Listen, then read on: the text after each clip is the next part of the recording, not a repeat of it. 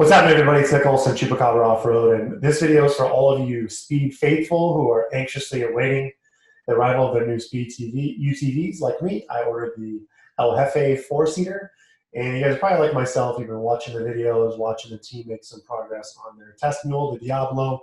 Cool to see them actually run the car, running it hard, doing a bunch of testing, slowly getting things figured out. And if you're like me, you're really excited to see them start testing the Jefe 4-seater because it's a heavier car. I'm really hoping they pay special attention to the clutching needs of this car because it is heavier. I think they will have to maybe detune the clutching a little bit just so we can all have a lot of happy miles with no belt failures. Based on what I've seen so far, I've got full confidence that they're going to figure out some really good suspension settings. And yeah, my biggest concern at this point in time right now as we head into mid-November 2020 is that we're going to see some more test miles. We're going to see some more of the production elements, such as the interior, the Diablo getting tested along with the Jefe. As they look more in finished trim, I want to see the production wheels. I want to see the production tires. I want to see all that type of stuff. Basically, these vehicles that are supposed to come off the assembly line later this month ran through the paces before we take delivery of our vehicles. But what I'm seeing so far, everything looks pretty good. The motor's looking to hold up pretty good. It's a little bit too early to tell, but with all that being said, let's get into how I chose to accessorize my Jefe 4-seater.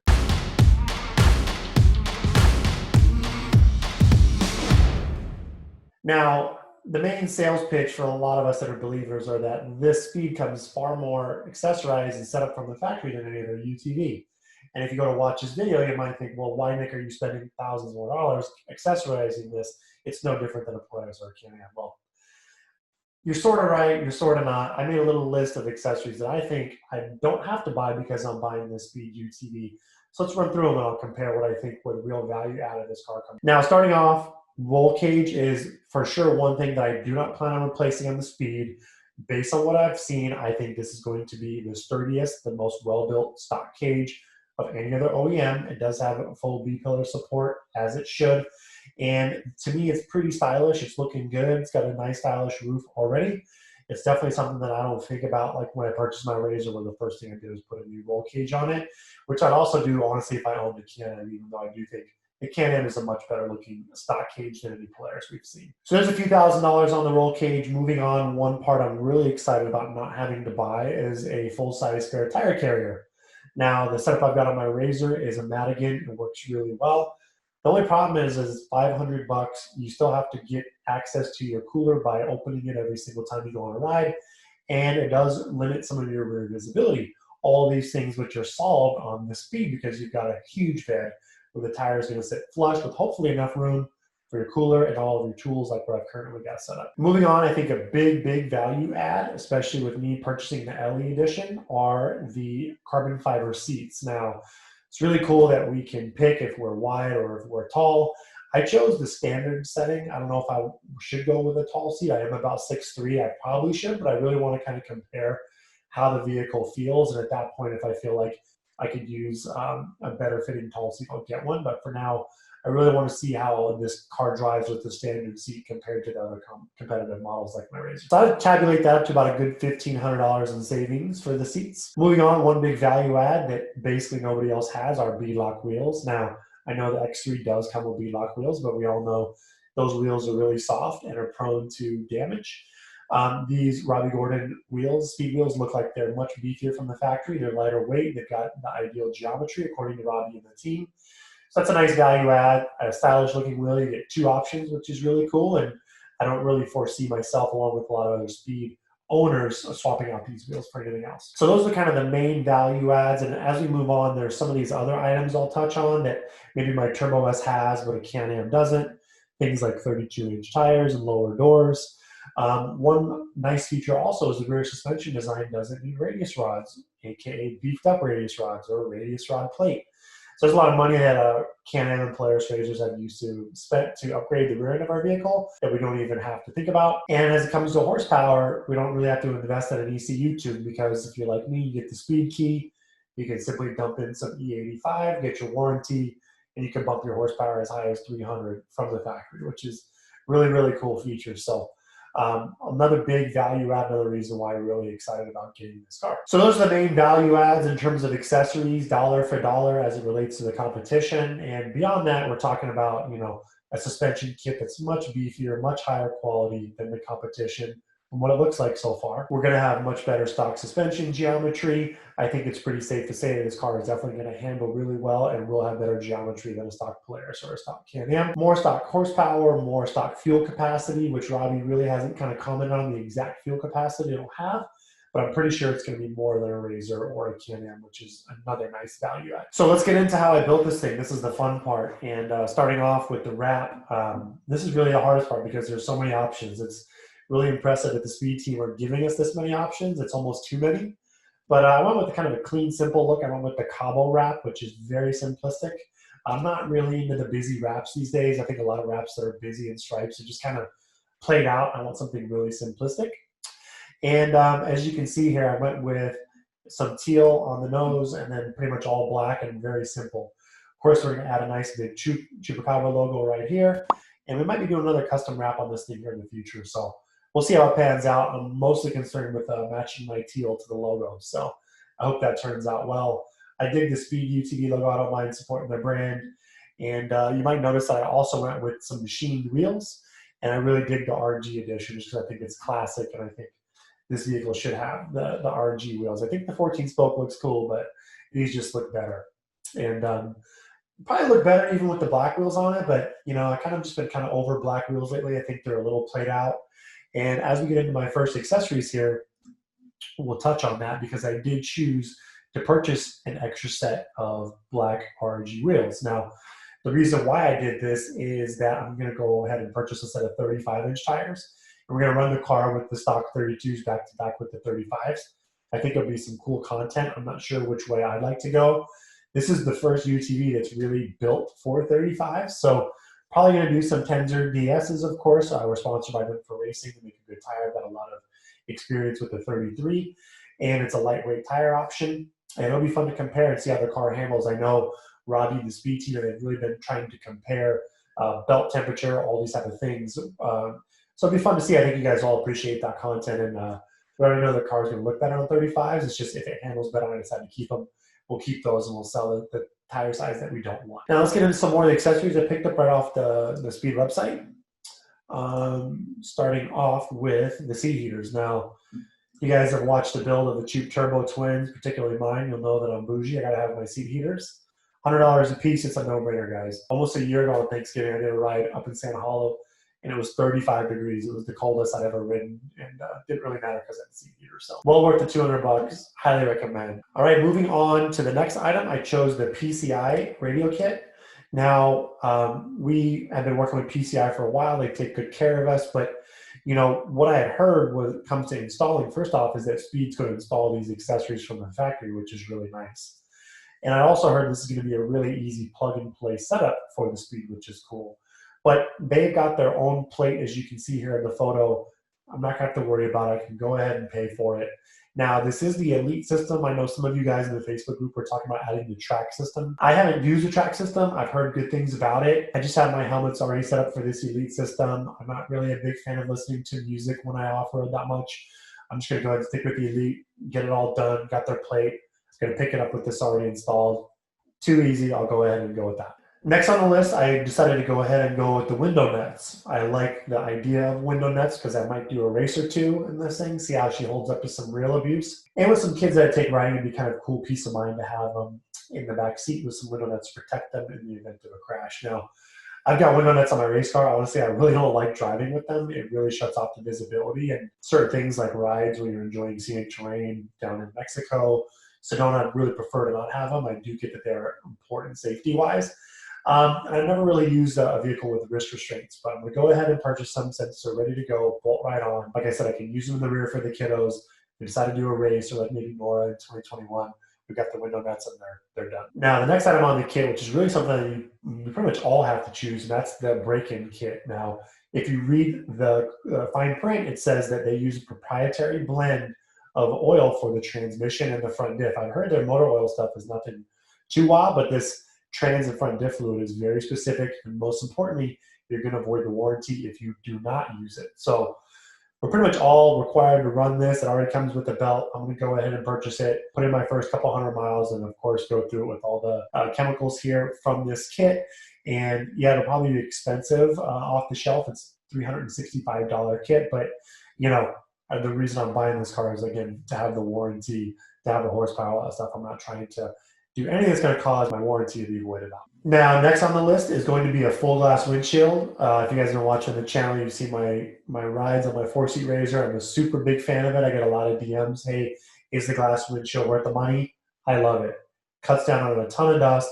Awesome when it's cold. Yes, it's not great everywhere, but for the fact that you can take these things off and on, highly recommend it. Headed to Glamis this weekend. It's supposed to be perfect weather. And yes, I love the wind in my face when the weather's perfect, but I'll probably take it off for that. But I love the windshield. I'm a big fan, and I'm probably windshield for life kind of guy, so I'm definitely going with that. All right, next on the list is the Speed Trail Kit. Now, you've seen my car. I always run a full-size spare. I think today's modern tire options are really, really good. Very few instances of flats that I've seen compared to even a few years ago. And I'm not going to go on a big bar without a full-size spare. So wanted to buy this kit because you get a full-size spare, you get the rear axle, you get a tie rod, you get a mounting block or pad for the spare tire, and then you get a jack. You have some different jack options. Now, the Co2 Jack, I like how small it is. There's really not a one-size-fits-all ideal jack. I would say, you know, if I could pick the perfect jack, it's probably the Traco, and I might be buying the Traco for the race car. When we had an issue at UTV World Championships, we could have used the Traco to kind of jack the front or the back of the car up on the bumper. Now, with my current Play Razor, I don't really have the ability to do that because I don't have bumpers. So I might be adding a front bumper on the Speed for that reason. And for a race car situation, the Traco is probably ideal because you could change an axle, you could do what we did, which is try to figure out how to fix the front A-arm versus something that's like what I've currently got, which is FOA, which is really only good for doing a spare tire change. So I don't think the CO2 is ideal for everything, but I think for how small and lightweight it is, and when I'm usually running on these multiple day ride trips or in general, I'm running with a couple other people. So a lot of times I might just throw up a tow strap and then lift the car up on the side, or I can break this little sucker out and it'll work good. So that's about $1,530 with this option if you want to step your game up and go with the electric jack 23, which runs off of like a Milwaukee battery. Pretty pricey, very similar in features, like I said, to the Traco. Just kind of on the fence with it so far. I just don't know if I want to go that route, so I'm going to stick CO2 for now. So next on the list is going to be some rear skid plate protection. Now, I'm kind of cheaping out. I'm getting just the rear skid plate for $399 instead of getting the full kit, which is ideal.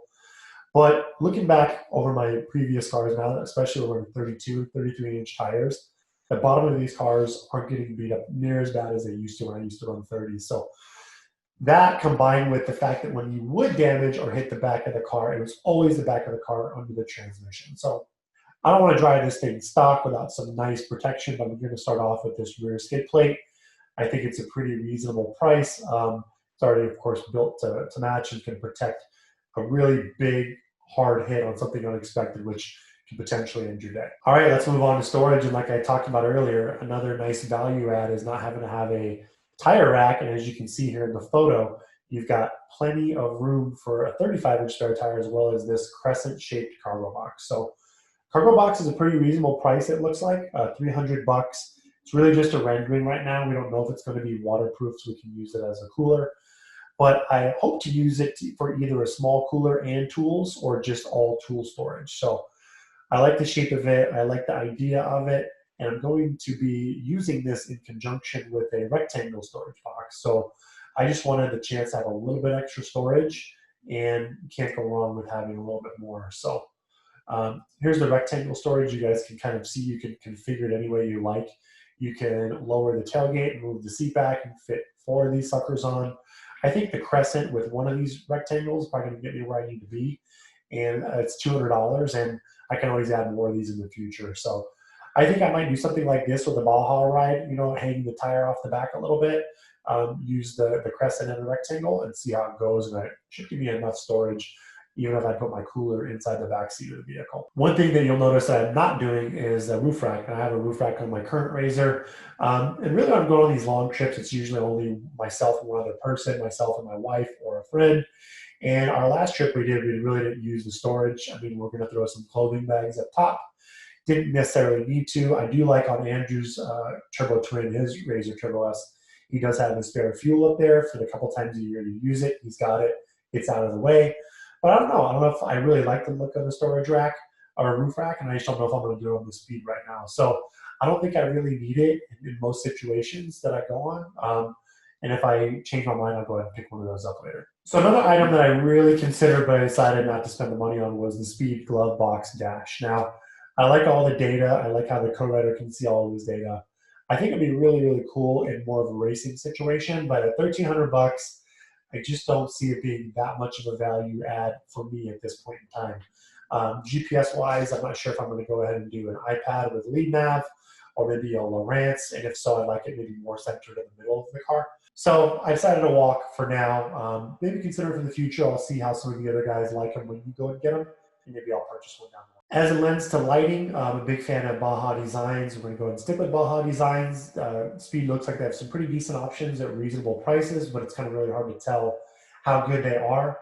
Like I said, we're going to be a Baja Designs dealer here coming up pretty soon. So we're going to keep running Baja D. I'm not sure what my lighting setup will be, but it'll integrate with some of our future Chupacabra products that you guys will see here in the future. So stay tuned for those, but no lighting for me from Speed. So as you can imagine, I'm definitely not going with these side mirrors. These things look hokey. They look janky. Look at these clamps. I mean, come on, guys. You kidding me? All jokes aside, they're mirrors, but we have way better stuff. And we're working on some new stuff you guys might see. If you're paying attention to our YouTube, it's going to be extra refined. And it's going to be really good for you Speed guys. Trust me. And here's one of the biggest question marks I've decided not to go with, which is their paddle tire kit. Now, originally they were talking about a 33-inch paddle. I like this buff scat, sandcraft destroyer, whatever you want to call them. They're lightweight, they're high performance. At $2,600, they're definitely not cheap. I'm already going to have an extra set of these wheels, like I mentioned, the 35-inch tire test we're going to do. And I already have 32-inch destroyers that have the same bolt pattern on my Razor. So I'm going to see how they go. I'm going to try them out. I don't know if the offset of these RG wheels really matters for dune riding based on what I've currently got. So I'm just going to play it by ear, guys. I don't know if these paddles are going to be a whole lot different. Yes, more paddles are going to work better when I do decide to pump up to E85 and run a little bit more power in the dunes. But I think it's a little negligible. I don't really care to race people with the drags. I just want a lightweight paddle tire that's going to prevent any belt failures. It's going to keep the car snappy and zippy. And I'm feeling pretty confident with that E85 or 300 horse, even with this being a big, heavy four-seater built right. I'm still going to have plenty of pop to hang with most all my friends, most anybody out there in the dune. And final ad, this little heat and soundproofing kit looks pretty cool. Something I might be into in the future. We'll see how warm the car gets. We'll do a lot of testing. We're really excited to get this thing and put it through its paces and create a lot of content for you guys. So those of you that are on the fence can live through us and see how we use the car. You guys have seen our channel. We do some racing. We do some long rides. We do a little bit of everything. So hopefully you guys know that we'll give you the straightforward information on how we like our car and how it's holding up and how we think we can improve it, maybe make some parts for it to make it better. So that's all I got for this one, guys. I hope you guys liked the video. If you do, please like and subscribe. Check us out on our website, Chupacabra.com. We manufacture some side-by-side accessories, and we're working on a lot of new products, guys, that are going to integrate with the Speed as well as all the other side-by-sides.